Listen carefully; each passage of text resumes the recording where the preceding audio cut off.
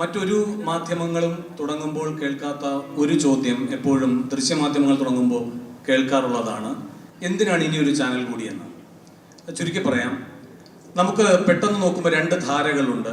ഒന്ന് ഈ വലിയ മീഡിയ ഹൗസസ്, അവർ നടത്തുന്ന ദൃശ്യമാധ്യമ സ്ഥാപനങ്ങൾ, അതിൻ്റെ ഉള്ളടക്കം നല്ല ശക്തമാണ്, പക്ഷേ അതിൻ്റെ രീതി പരമ്പരാഗതമാണ്.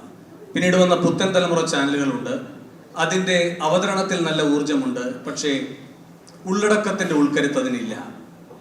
അപ്പോൾ പുതിയ മലയാളിക്ക് ഇത് രണ്ടും അറിയാം.